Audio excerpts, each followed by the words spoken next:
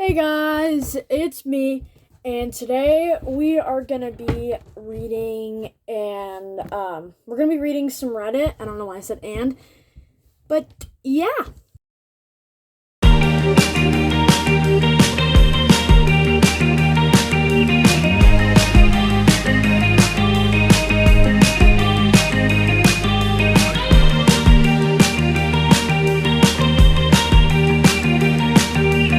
Right.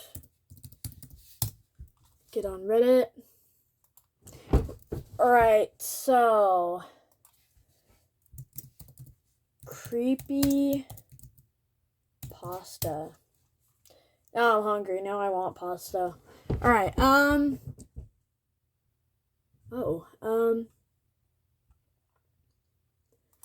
let's see. Hold up, I'm trying to I'm gonna try to find some that are entertaining.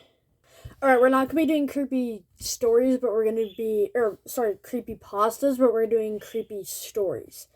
So we have this one. Why are these so old? Like how so wait, hold up. I have a question for Google. When was Reddit made? Oh my gosh, in 2005. Okay, that's not that surprising. Okay. Yeah, way before my time. Alright, okay. So this one, 13 years ago. Edited 13 years ago. Alright.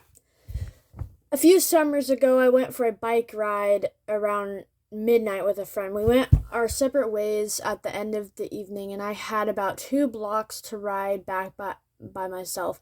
Because of construction, I had to ride on the sidewalk, but the streets were dead, but it wasn't a problem until right where I was about to turn left on my street. There was this man walking by himself, maybe 40s, a little scruffy, but not homeless.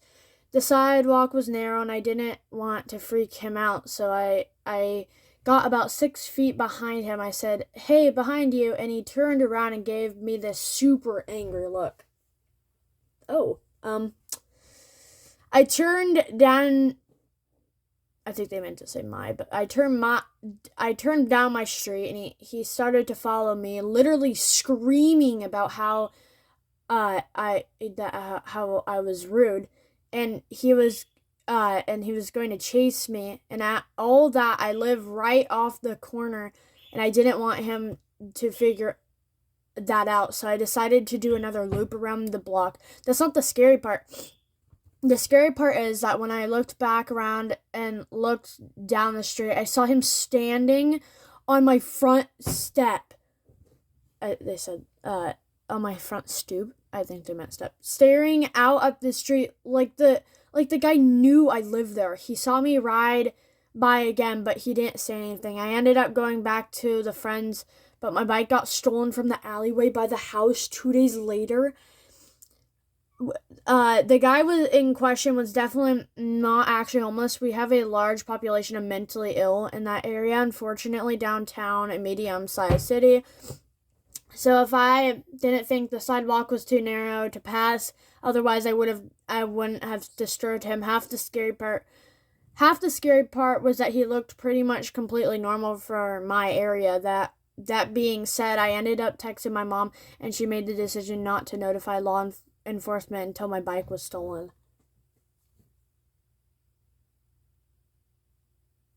Whoa, that's terrifying.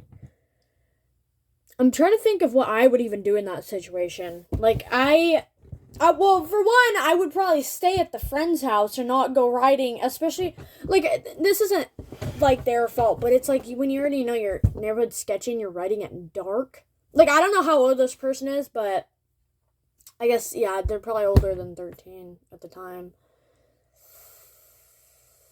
Yeah, I don't know. I probably would have just called my mom, been like, "Hey, I'm going to stay at the friend's house," because that's what my mom would be like. You're not riding your bike at nighttime, especially with an area like that. It's like anything can happen, especially if you're a child. I don't know if they're an adult or if they were a child, but it's like you still shouldn't be riding your bike at nighttime in a sketchy neighborhood. I'm sorry, but this is like, I'm not even trying to like be rude to them, but it's like, why would you even try to ride your bike there? It's like, what? That's insane. I just don't understand it. It's like, if I don't know if this person's a child or not, but you need to not, it's not a good idea to ride your bike in a sketchy neighborhood. Although I'm not this person's parent, but it's like, I'm just happy that they weren't seriously injured, because that could have been a way worse situation than what it was. If you're wondering why the light is on in this area, it's because I went and turned the light on, because it freaks me out. I don't care how old I am. Even if I was an adult, I would still be afraid of the dark. Okay, the next one. I had awesome parents who let me sleep in the living room on weekend nights. When I was very young, because my sister was a light sleeper and I could stay up till dawn. But of course, I always end up sleeping on the couch. I don't know what the next sentence is there, but so one night I wake up to the prickly feeling, like an instinct, just bolted into a sitting position and stared out the front window. We lived in rural Georgia, so you can imagine the magnitude of trees in perfect light cast from the moon. I see a silhouette of someone in the tree. The family dog dashes to the window and is snarling into the grass. Terrified, I run to my parents' room and... I'm sorry, I'm not trying to freak you guys out. It's like this just... I don't know what I do in this situation, because I sleep on the couch sometimes and just... Oh my gosh, it freaks me out. Oh my gosh. Okay, let me finish reading. Where was I? Oh, terrified, I run into my parents' room and try to explain to my parents that there's a strange person outside. Dad grabs something defensive and darts outside with the dogs to beat the wax off the hothead. I tremble into Mama's arms until Dad comes home and comes at home and says that he saw no one and to go to bed. I decide to sleep in my regular bedroom. I feel my sister in what happened. Dad is making regular rounds in the house with a cup of coffee. We're all still and finally think I can sleep.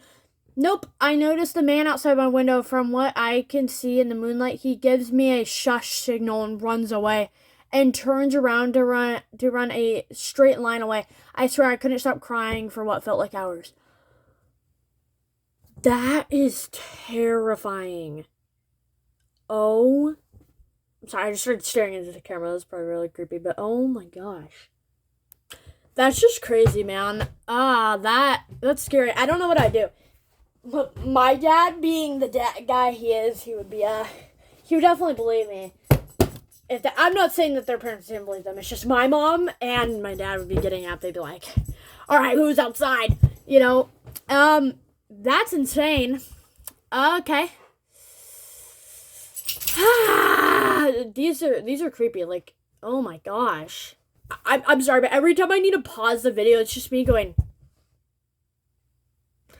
Like, it's just like, I haven't edited this, obviously, and I don't even know when this is going to get posted, or if it's going to get posted, but, it's just kind of hard, because I'm the one that edits my videos, so it's a little hard, but yeah, alrighty, next one. This is probably the last one, though. I'm sorry, guys. I was 17 and had just got my license back in high school. My friends and I made it a mission to find abandoned houses to throw parties in. We had a few good candidates, but the mother lode was this house I would pass on my home from work. It was a undeveloped shell. I'm assuming they meant shell shed. A shell of a huge home with a large property in the back. I had told one of my friends about it, and one day before we went to see a movie, I took him to the house. It was about it was about dusk in summer, so I had my headlights on. I pulled into the front of the house, and and we were there for like 10 seconds. 10 seconds tops before we pull back to go to the main road. A minute later, this big truck pulls up behind us with its high beams on it, and it was trailing behind us. My friend and I took note of it, but paid it no mind as we headed back to. Sorry, there's like so many. Headed back to the main road at the light. I turned right, but the truck cut through the gas station at the corner and blocked us off. Out of the truck comes this big hulk of a man, and my friend and I are crapping our pants. He raps on the window, and I roll it down. Now the really freaky part is that this is a busy road, and I'm confused. Now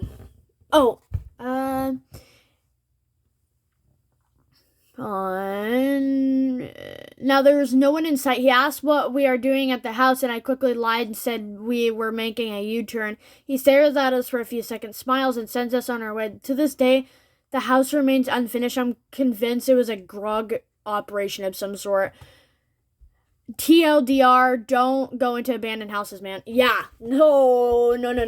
Because even if you think they're abandoned, like, there's squatters, there's a lot of people that, could be, like, inside that house, or, like, that's where a lot of people use, oh, hi, hello, okay, I have a friend now, good, like, a lot of those people, like, they use abandoned houses for, legal, like, things.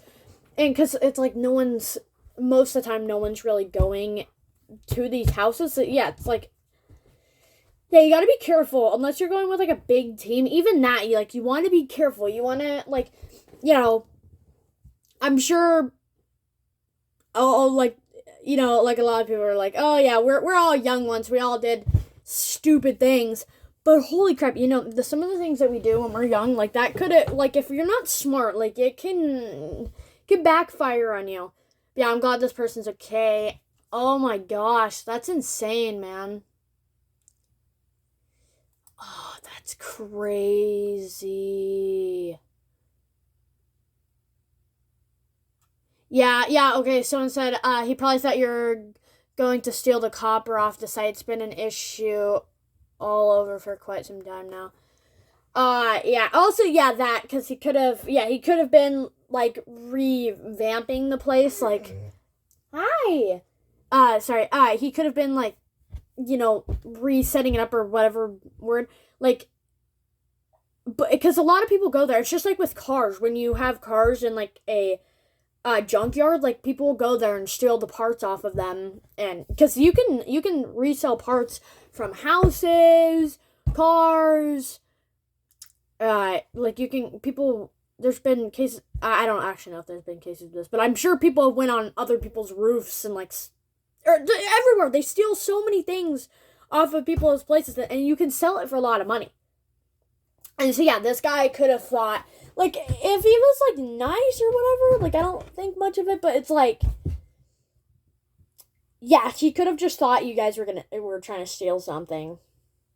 Yeah. Alright, guys, kind of a short video today. I will see you guys in the next video. Make sure you like and subscribe. Unless your finger's broken, I guess. But you could use your nose. Like, subscribe. Alright, guys. Bye-bye. See you guys in the next video.